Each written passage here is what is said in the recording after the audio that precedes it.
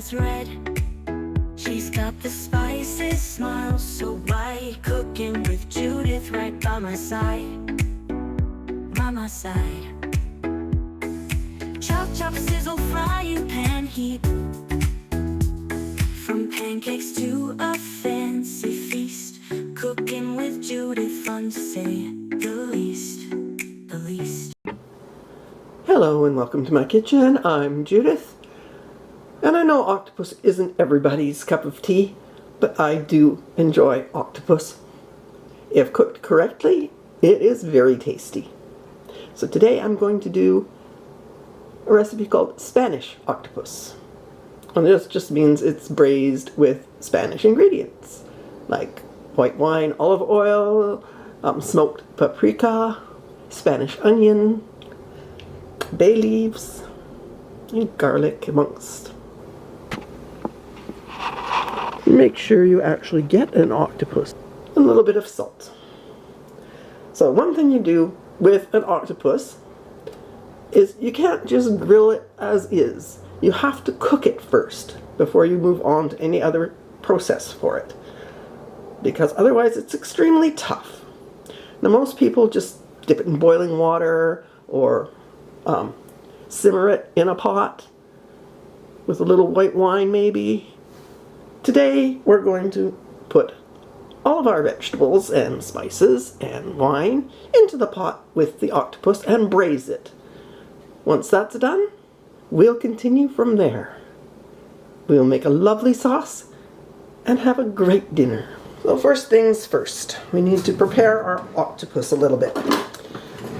If you like the head, clean it out first and cut it up, and you can use that. I personally am not fond of the head, and cleaning it out is not one of my favorite things to do. So we're going to just remove the head. And what you want to do is just below the eyes, cut it off. Remove that. And then you want to remove the beak, which is right there. So just pop it out.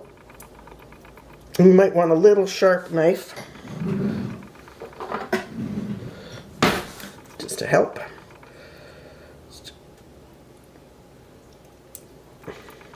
So cut around.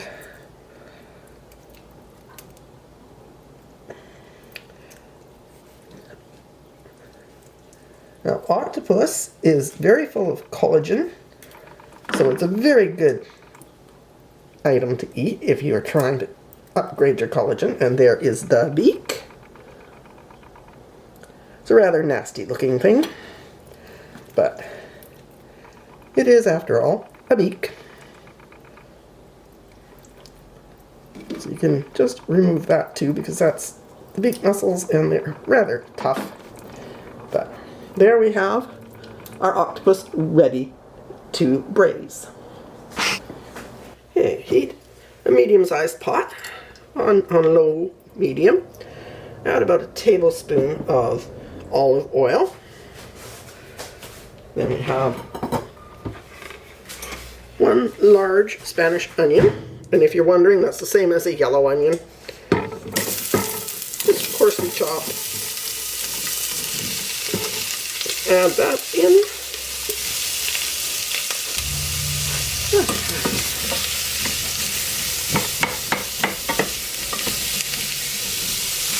We also want to put in a teaspoon of smoked paprika, 2 bay leaves, and just crush them up a little bit, and about a teaspoon of salt. Give everything a good mix. Right away you smell that paprika. Okay. Smells wonderful. And we're just going to let that cook for a little while. Oh, we forgot. We do need the garlic. We've got 3 cloves of garlic that's just been smashed.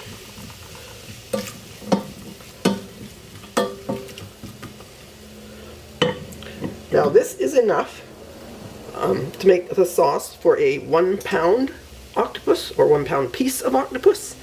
My octopus is half a pound, but that's okay. We want lots of sauce. So cook your onion and garlic until the onions have softened, and you'll notice they do release quite a lot of liquid, which is just fine.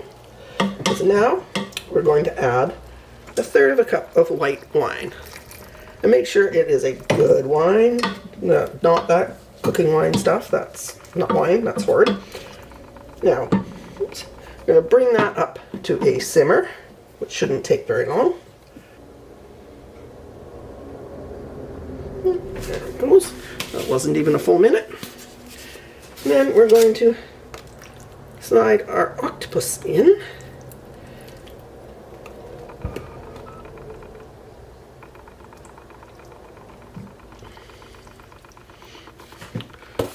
And I want tongs for this.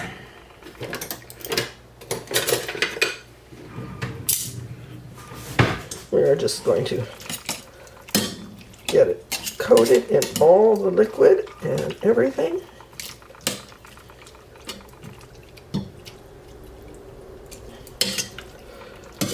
Turn it back up. Make sure we've got some simmering going on there, because the octopus is cold, so it is going to reduce the temperature and stop the simmer unless you have it going really good. There you go. So when you get it back up to a light simmer, cover. We're going to let this cook for 20 minutes. And then we will turn it over and let it go another 40. So after 20 minutes, you should be starting to smell things. And just come in and give your octopus a turn. And if it's bubbling too rapidly, turn it down a bit. Smells wonderful. So we're going to give it another 40 minutes or so, maybe less. This is a smallish octopus. Just until it's nice and tender. So we're going to recover it and let it continue simmering. So how do we tell if our octopus is tender? You need a lovely sharp knife and go in at the thickest part of the tentacle. And if it goes in easy, it's tender. So that's been 30 minutes. It didn't need the full 40 minutes. Now we need to cool it. So we're going to pour this into a bowl and set that bowl on top of a bowl of ice water and let it cool. So just take the whole pot, dump it into a bowl. Make sure you get all of your onion and everything in there. And have a bowl of ice water ready. And pop it in.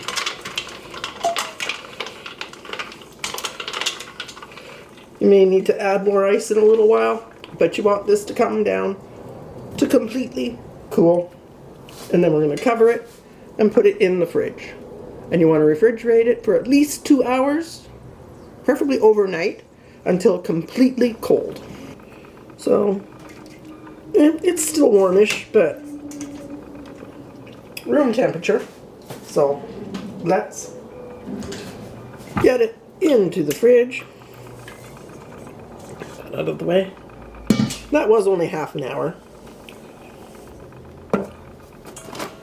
I could add some ice to that water and let it go a little longer, but I think it's fine. So cover it with some plastic wrap, and in the fridge it goes for, I think we have time enough for about 3 hours, maybe 4. Now that everything is thoroughly chilled, we're going to pull our octopus out of the braising liquid and wipe as much of that off as we can, just with some paper towel. Move that aside.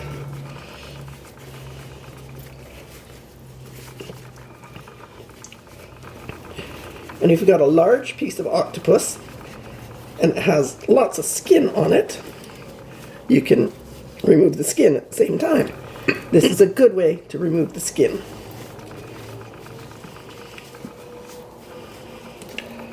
Just wipe it right off. It comes off easily. You don't need to remove it all. because we are going to put our octopus in a nice hot pan and char it, so you won't even notice if you do miss some. And to ensure whatever it is you did manage to capture. So now that we've got it cleaned up, we're just going to cut the octopus into serving pieces.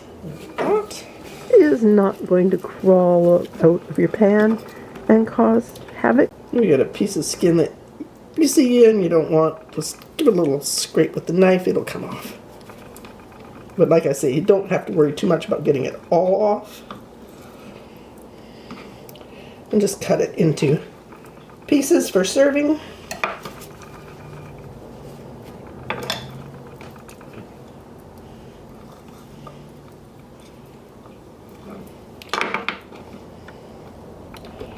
And brush with a little bit of olive oil.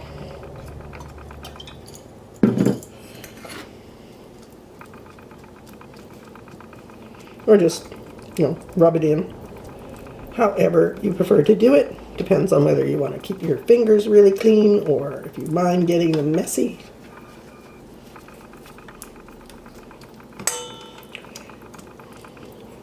We're just going to pop the octopus into a bowl. We are going to put our braising liquid into a small pot. Now you're probably wondering why I poured it into the bowl in the first place when I could have just left it in the pot. Well, it would have taken a lot longer to cool and a lot more ice. And this way is a little bit more dishes, but they're not hard to clean. Okay, so with that, we are going to put on the stove and bring to a boil. Then we're going to once you have it boiling, let it boil for a few minutes with a bit of a stir.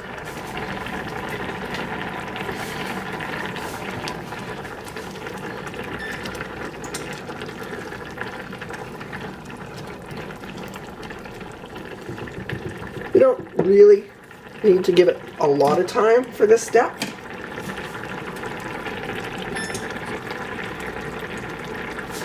So I'm going to turn the heat off, and when it stops boiling, we will continue. Okay, next step is we're just going to strain our braising liquid through a strainer.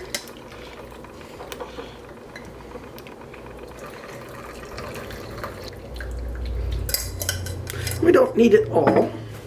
I'm going to use about 1/3 of a cup. So, a nice little bowl here. I'm just going to measure out 1/3 of a cup of our braising liquid. There we go. And to that, we are going to add a tablespoon of olive oil.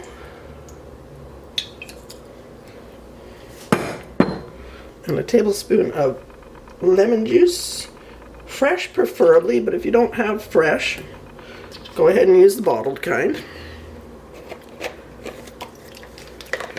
And then optional addition is just a touch of cayenne.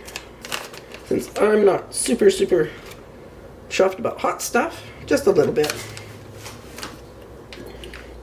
And then mix that together, and if you really want to make it wonderful, add about 1/2 tablespoon of chopped fresh Italian parsley. There we go. Okay, let's have a little taste and see how it turned out.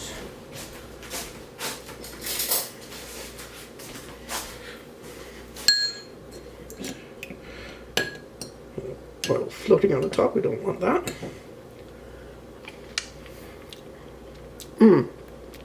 That is delicious.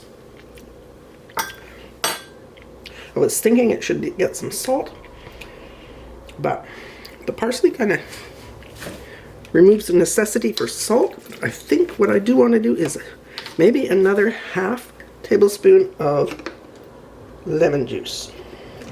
And it might be because I'm using the bottled lemon juice. It's not as tasty as fresh.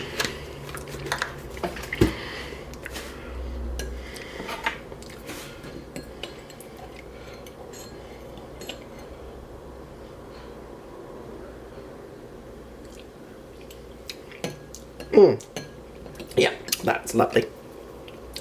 Okay, I'm going to set that aside. The next step is to heat a grill pan or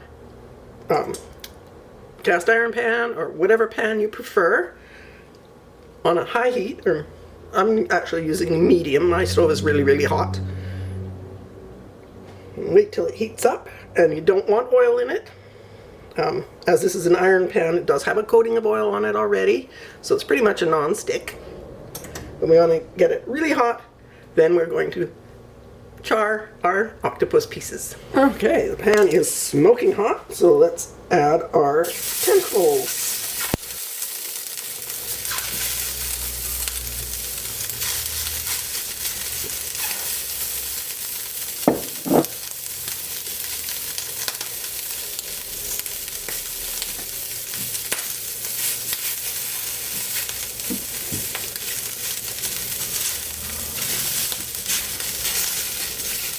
And this part you have to pay attention because you don't want to burn them. You just want to char them and heat them through.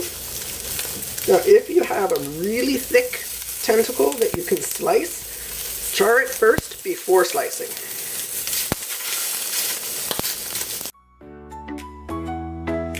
Meeting in the kitchen, fun ahead.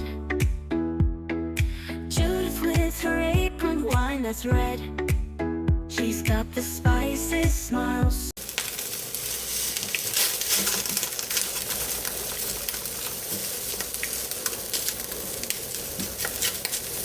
So in a few minutes, when they're all lovely and charred and heated through, you can take them out and set them aside. Spanish octopus. Admittedly, I couldn't get a Spanish octopus to do this, so I have a little Asian one, but it works the same. And provided you haven't already drank all the wine you cooked it with, do serve it with some wine.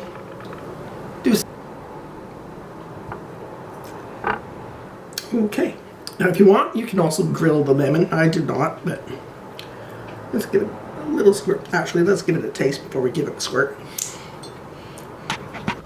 By now, it should be completely compliant. That is so good. I have drizzled the sauce that we made over the octopus, so it's nice and moist. It's just a little bit of the lemon on it.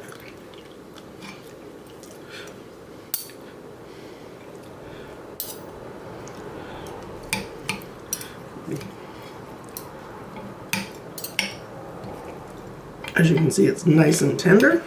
Let's get a bit of the potato here while we're at it.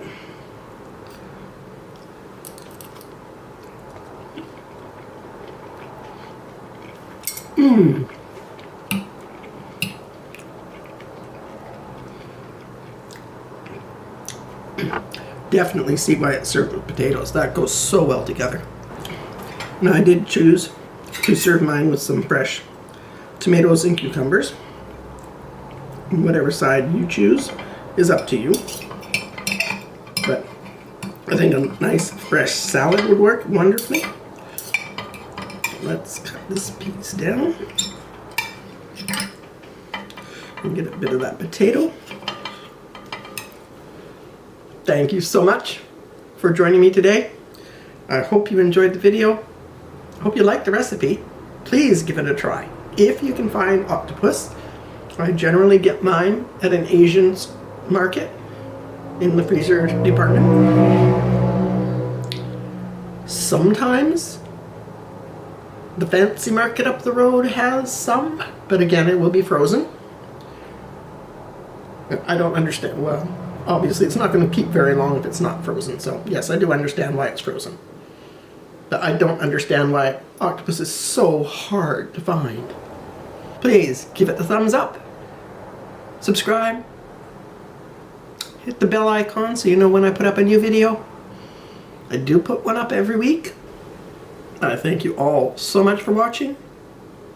I appreciate everyone that likes, subscribes, comments, and yes, please comment. If you made this dish, let me know what you thought of it. Let me know where you found your octopus. I do try to answer all comments as soon as I see them.